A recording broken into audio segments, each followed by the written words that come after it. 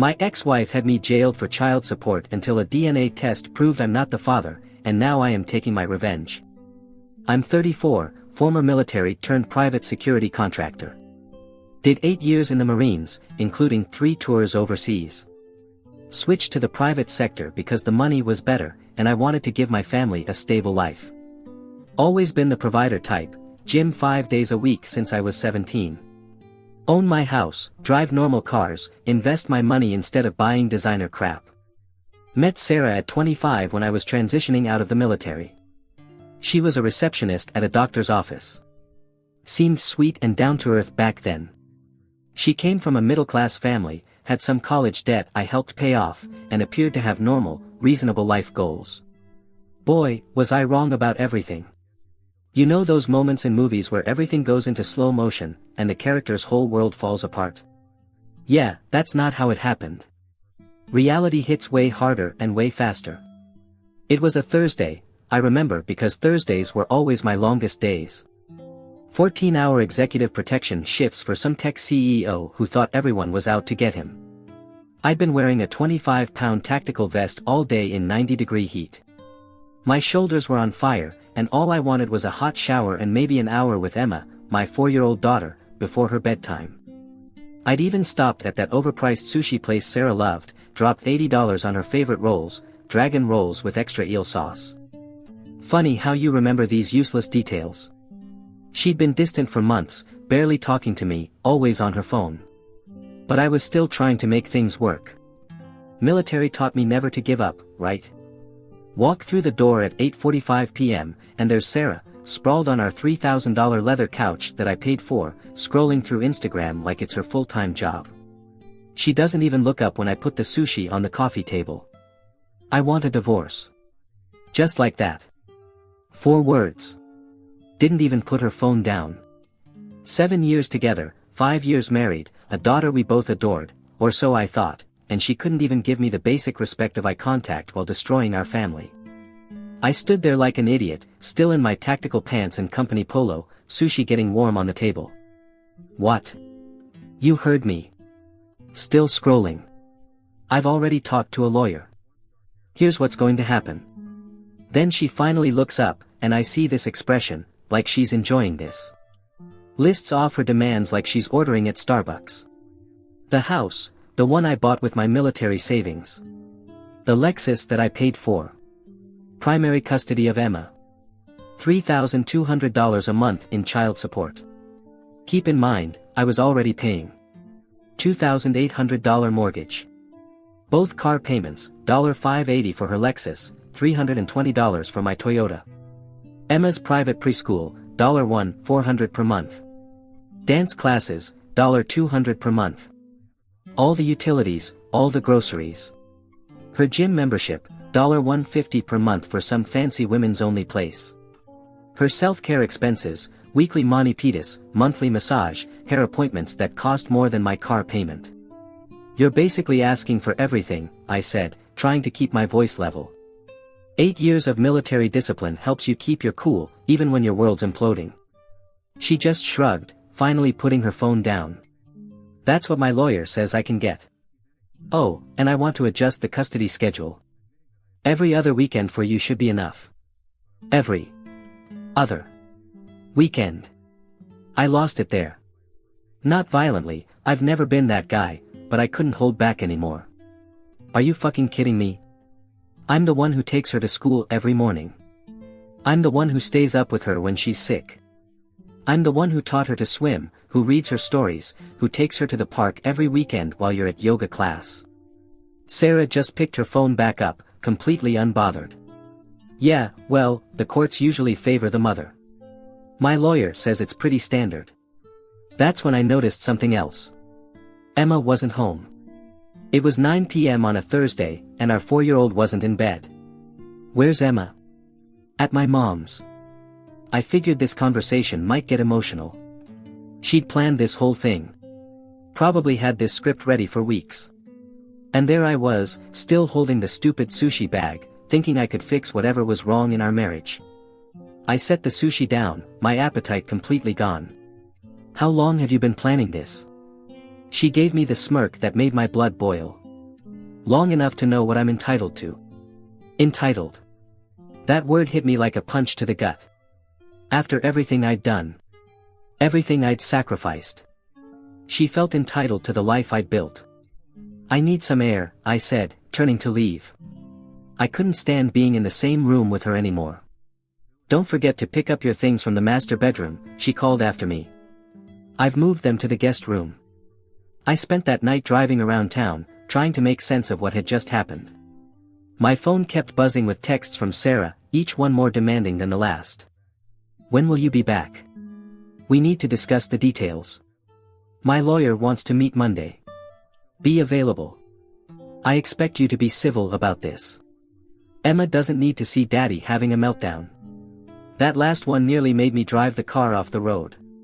Using Emma as a weapon, already. That's when I knew this wasn't going to be a clean break. The next few weeks were a blur of lawyer meetings, paperwork, and watching Sarah systematically dismantle the life we built. She moved into the guest room and started going out more than ever.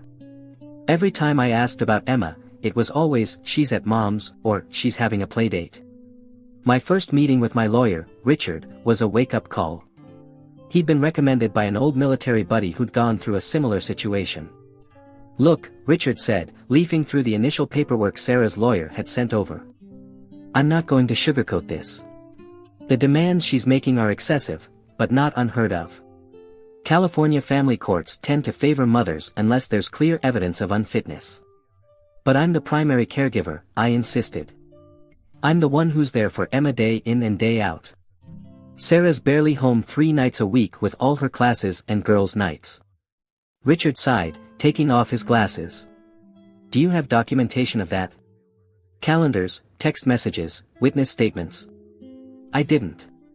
Like an idiot, I'd never thought I'd need to keep receipts on my own marriage. Start documenting everything now, Richard advised. Every time she leaves Emma with someone else. Every time she breaks a commitment. Every penny you spend on the household. We're going to need all of it. Meanwhile, Sarah was painting a very different picture for anyone who would listen. According to her, I was a controlling military type who never gave her freedom and used money to keep her dependent. The absolute opposite of reality. But her friends ate it up. Even some of our mutual friends started looking at me differently. The first custody exchange after we set up the temporary schedule, man, that's burned into my memory forever. Sarah pulls up in my Lexus, still can't believe I was paying for that thing, wearing $200 Lululemon leggings and some designer workout top. Emma runs to me the second she sees me. I hadn't been allowed to see her for almost 2 weeks at that point. Sarah just stands there, tapping her foot like we're inconveniencing her. Here's her bag, she says, practically throwing it at me.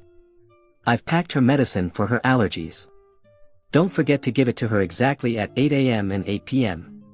And she needs to be in bed by 8:30. No sugar after 6. No screen time after 7. And make sure she does her dance stretches. I just stared at her. I'd been the one handling Emma's medicine schedule for the past 2 years because Sarah couldn't deal with the stress of remembering it. I was the one who figured out her allergy triggers, who found the right doctor, who set up the whole routine. Anything else you want to explain to me about my own daughter? I asked. She just gave me this look, like I was some hired help she had to explain things to. Just make sure she's ready by 6 p.m. on Sunday. I have yoga at 7. That yoga class she was always running off to. Yeah. We'll get to that later. The weekends with Emma were both heaven and hell. Heaven because I got to be with my little girl. Hell because I knew they were numbered. Every moment felt precious, and terrifying at the same time. We'd build pillow forts in my new apartment, a depressing 1-bedroom that cost way too much because I needed to stay in Emma's school district. We'd bake cookies, watch Disney movies, go to the park, trying to pack a whole week's worth of love and attention into 48 hours. Emma would ask about my day, tell me about her friends at school, show me the new dance moves she was learning. She seemed okay on the surface, but I could tell something was off. She was quieter than usual. Clingier. Would wake up in the middle of the night, asking if I was still there. Daddy, why don't I see you every day anymore? Emma asked one night as I was tucking her in. Broke my fucking heart. What do you tell a 4-year-old? That mommy's turned into someone we don't recognize? That daddy's trying his best but the system's rigged? Sometimes grown-ups need to live in different houses, I said, trying to keep my voice steady. But I love you more than anything in the whole world. You know that, right? She nodded, hugging her stuffed elephant, the one I got her when she was born. I love you too, Daddy. Can you read me another story? I read her 3 more stories that night. Would have read her 100 if she'd asked. The drop-offs were always the worst. Emma would cling to me, crying, begging to stay longer. Sarah would stand there, checking her watch, acting like we were causing some huge inconvenience. She does this every time, Sarah would say, rolling her eyes. You're making it worse by dragging it out. Just go already. I started noticing changes in Emma after she'd been with Sarah. She'd come back with expensive new toys, but wearing the same clothes I'd sent her in, now dirty or stained. Her hair would be tangled, like no one had bothered to brush it. She'd be exhausted, cranky from lack of sleep. When I brought it up at our next court date, Sarah's lawyer smoothly interjected. Your Honor, Mr. Last name, is clearly trying to weaponize normal childhood behaviors against my client. Children get dirty. They play hard. Ms. Last name, is providing excellent care while also trying to rebuild her life after years of being financially controlled. The judge nodded sympathetically at Sarah, who had magically produced tears right on cue. I was learning fast, perception meant everything in family court, and Sarah was a master at manipulating perceptions. Each court appearance chipped away more of my rights. The temporary custody arrangement became semi-permanent. My child support payments increased. Sarah's demands grew more outlandish. She needed more money, for Emma's activities that I was never informed about, for educational supplies that I never saw, for medical expenses despite Emma being on my insurance. And through it all, I kept showing up. Kept fighting. Kept trying to be the dad Emma deserved, even as the system seemed determined to reduce me to nothing more than a paycheck. While all this was going down, I was still trying to keep my career together. Executive protection isn't like regular security work, you can't check out mentally. One mistake, and someone could get hurt, or worse. I was pulling 60 to 70-hour weeks, trying to bank extra money because I knew Sarah's demands would clean me out. The schedule was brutal. 5 a.m. wake up.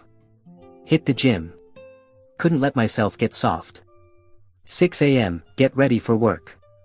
7 a.m. to 9 p.m. executive protection shifts. 9:30 p.m. try to FaceTime Emma before bed, when Sarah would allow it. 10 p.m. meal prep. Try to sleep. Fail. End up doing push-ups until exhaustion. The lack of sleep was getting to me. I'd catch myself zoning out during client briefings, missing details I never would have missed before. The divorce was consuming my thoughts, eating away at my focus. My boss, Mike, an old military buddy who'd given me my start in the private sector, pulled me aside one day after I nearly dozed off during a client briefing. Brother, what's going on with you? He asked. Clients are starting to notice you're not yourself. I told him everything. The divorce. The custody battle. Sarah's demands. All of it. Mike listened, that old sergeant's patience showing. Look, he said finally. You know I've got your back. But in our line of work, we can't afford distractions. These clients trust us with their lives. Take some time. Get your head straight. He offered me 2 weeks of paid leave, more than generous in our industry. I spent it trying to get my life in order. Meeting with Richard. Organizing my finances. Trying to build a case for more custody. When I returned to work, I thought I had it under control. I was wrong. 3 weeks after coming back, I was assigned to a high-profile client, a tech billionaire who'd received some death threats. Standard protective detail. Something I could have handled in my sleep before all this. We were at a restaurant, client seated with his back to the wall, as protocol dictated. I was scanning the room, doing all the right things, on autopilot. Then my phone buzzed. Sarah. A photo of Emma at the hospital. No context. No explanation. Just my little girl looking scared, hooked up to monitoring equipment. I texted back, "What happened? Is she okay? Which hospital?" No response. Called, straight to voicemail. Called her mother, no answer. I was freaking out, trying to maintain my professional composure while my insides were being shredded. Then, I caught movement from the corner of my eye. Someone approaching our table too fast, hand reaching inside their jacket. In any other circumstance, my training would have kicked in automatically. I would have stepped between the threat and the client. Neutralized the situation. Instead, I hesitated. Just for a split second. But in our line of work, that's all it takes. Turned out the guy was just a fan wanting an autograph, pulling out a notebook, not a weapon. Crisis averted. But my client noticed the delay. So did my team lead. Later that night, after confirming Emma was fine, it was just a routine checkup, Sarah's way of screwing with me, I got the call from Mike. "This isn't working, man. I'm sorry." 2 months later, I was called into the office. 2 clients had complained about my lack of focus. 15 years of perfect service, 8 in the Marines, 7 in private security, and just like that, I was out. The severance was decent, but with Sarah's demands and the legal fees piling up, it wouldn't last long. "Is there anything I can do?" I asked Mike, hating how desperate I sounded. He looked genuinely sorry. "Not right now. Get your personal life sorted. Then we can talk. This industry is small. People remember both the good and the bad." I cleared out my desk while my now former colleagues awkwardly avoided eye contact. 15 years of exemplary service. Multiple commendations. A spotless record. All wiped out, because Sarah couldn't be bothered to send a follow-up text about our daughter being in the hospital. When I confronted her about it later, she just shrugged. "I thought you should know she was at the doctor. Not my fault you overreacted." "I lost my job because of that stunt," I told her, trying to keep my voice down because Emma was in the next room. Sarah actually smiled. "Well, that should make for an interesting conversation in court, when you try to explain why you can't afford child support anymore." That's when I realized, she'd done it deliberately. She wanted me to lose my job.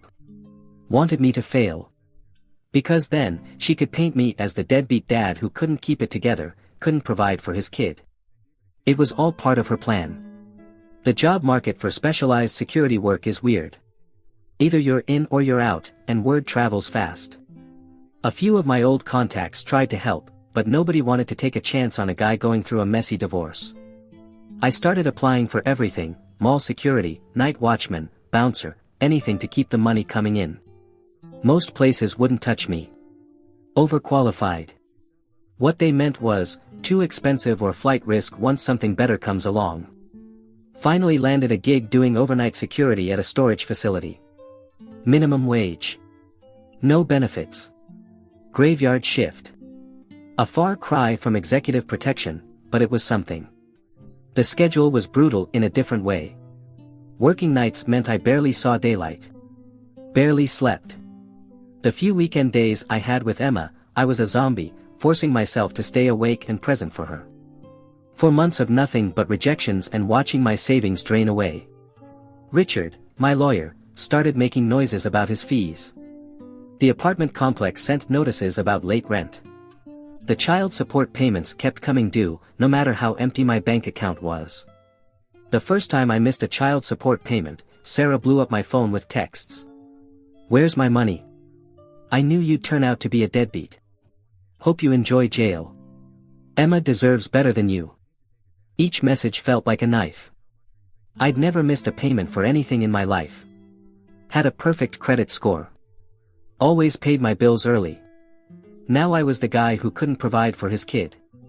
I went to court to explain the situation, asked for a temporary reduction until I could get back on my feet. Brought all my job applications, rejection letters, bank statements showing I was nearly wiped out. Sarah showed up in another designer outfit, her lawyer looking smug next to her. "Your Honor," her lawyer started, "what we have here is a classic case of voluntary unemployment. Mr. Last name deliberately took a lower-paying position to avoid his obligations to his child. He's working beneath his qualifications, by choice." The judge looked at me skeptically. Is that true, Mr. Last Name? I tried to explain about the job loss. About the industry blacklisting. About applying for everything I could find. But it all sounded like excuses. Even to my own ears. The child support order stands, the judge ruled. If you fall into arrears, there will be consequences. Consequences. Right. I picked up a second job, stocking shelves at a grocery store during the day before heading to the storage facility at night. 4 hours of sleep became the norm. My health started to suffer. Lost weight. Dark circles under my eyes.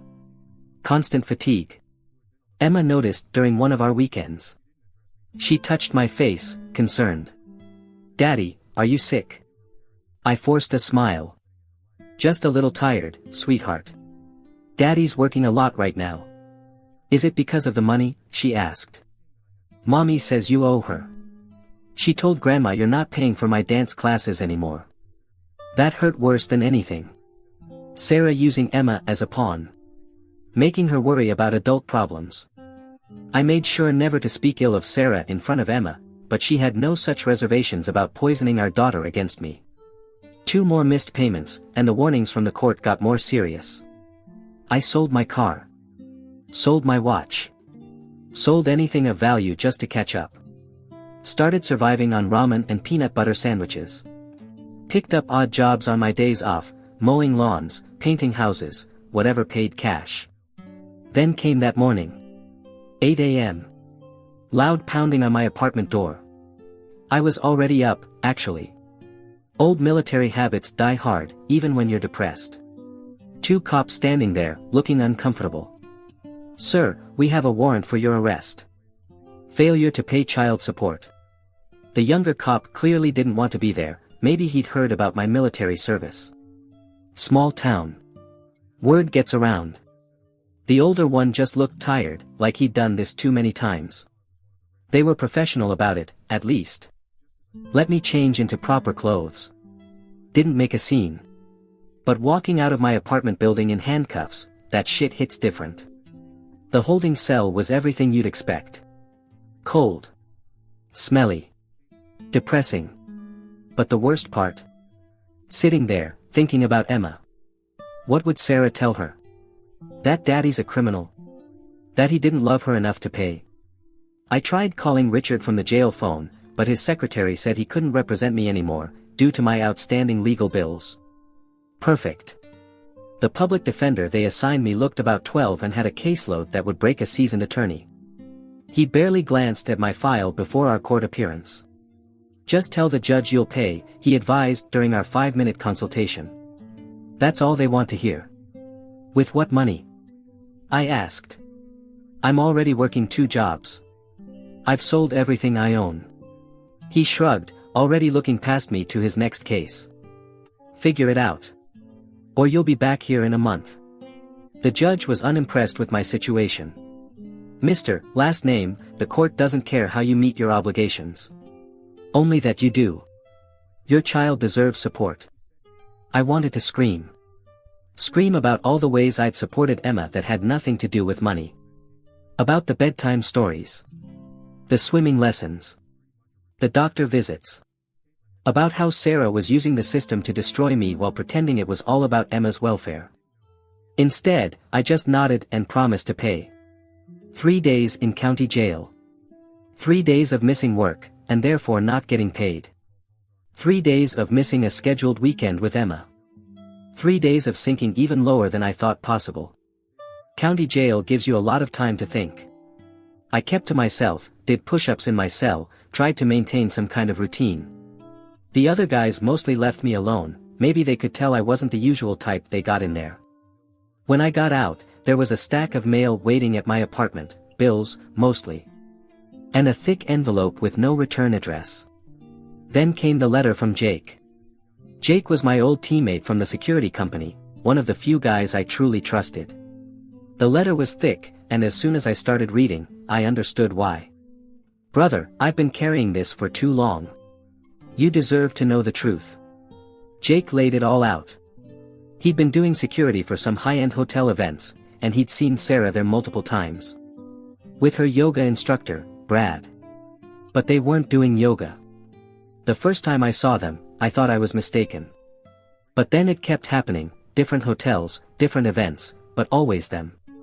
Always looking too close to be just friends. I took photos. Kept a log of dates and times. I know this is going to hurt. But there's more. The next part of the letter made me physically sick. The timeline doesn't add up, brother. Sarah was seeing Brad before Emma was born. Way before. I've got security footage. Time stamps that prove it. I've been sitting on this info for years, man. When you guys seemed happy, I couldn't bring myself to wreck your family. But now that she's putting you through hell, you deserve to know what you're fighting for. Inside the envelope were dozens of photos. Sarah and Brad at hotels. Restaurants. Shopping together. Some dated from before our wedding. Some from when she was pregnant. Some from just weeks ago. Sitting in my crappy apartment, looking at those photos, everything started making sense. All those late-night yoga classes. The weird work schedule she claimed Brad had. The way she'd get defensive if I ever suggested joining one of her classes. And Emma. God. Emma. I stared at her photo on my nightstand, really looking at her features for the first time, with this new knowledge in mind. Her blue eyes, mine are brown. Her hair, lighter than mine or Sarah's. The way she smiled, I always thought she got that from my mom. Had I been willfully blind all these years? Had I just seen what I wanted to see, because I loved that little girl so damn much? I called Jake immediately, my hands shaking so bad I could barely dial. Why now? I asked when he picked up. Why not when it could have saved me all this hell? Jake sounded genuinely remorseful. I thought about it every day, man. But you seemed happy. You loved that kid so much, I couldn't be the one to destroy that. Then when the divorce happened, I figured, you guys had your reasons. That maybe things had just run their course naturally. So what changed? I saw Sarah and Brad at another event last week. Overheard them laughing about you. About how they were taking you for everything. That's when I knew, I couldn't keep quiet anymore. I sat with this information for a whole day, trying to process it. Part of me wanted to confront Sarah immediately, to scream and rage at her for the years of lies. But the Marine in me, the tactician, knew better. This was ammunition. Possibly the only kind that could help me in this war she'd started. That night, I went to the storage facility and worked my shift in a daze. When morning came, instead of going home to sleep, I went to a different lawyer's office, one recommended by Jake. Someone who specialized in paternity fraud. The second I got out of jail, I contacted a new lawyer. Showed him Jake's letter. The photos. Everything. He didn't sugarcoat it. This is going to get ugly, he said. But if what your friend documented is true, we can probably get the child support orders thrown out. First thing we need is a DNA test. Getting the test ordered wasn't easy. Sarah fought it hard. Claimed I was just trying to avoid my responsibilities. But the judge looked at Jake's evidence, and approved it. The 2 weeks waiting for results were the longest of my life. I spent hours staring at photos of Emma. Looking for, I don't know what. Signs. Clues. Some hint that I should have seen. I didn't sleep much during those weeks. Then, the results came. A plain white envelope. Medical terminology. Lots of numbers. But only one that mattered. 0% probability of paternity. I didn't cry. Didn't yell. Didn't do anything for about an hour. Just sat there, holding that paper, feeling like someone had ripped my heart out. When I finally could move again, I called my lawyer. His tone changed immediately when I told him the results. This changes everything, he said. We're going to file to vacate all child support orders. And if she's been collecting from the biological father too, we're looking at fraud charges. The lawyer called later that day. We did some digging. She's been collecting child support from Brad too. Double dipping the whole time. This is fraud. Clear and simple. The next few weeks were a whirlwind of legal activity. Subpoenas flying. Bank records being pulled. Sarah's carefully constructed house of cards, beginning to collapse. Through it all, I couldn't stop thinking about Emma. Biologically she wasn't mine. But in every way that mattered, every bedtime story, every scraped knee, every middle-of-the-night comfort, she was my daughter. The thought of never seeing her again was unbearable. What about custody? I asked my lawyer during one of our meetings. He gave me a sympathetic but realistic look. Legally, you have no standing now that paternity has been disproven. But given the circumstances, the fraud, the potential criminal charges, we might be able to make a case for some kind of visitation, based on the established relationship. It's a long shot, though. Long shot or not, I had to try. Emma was the only thing in this whole mess worth fighting for.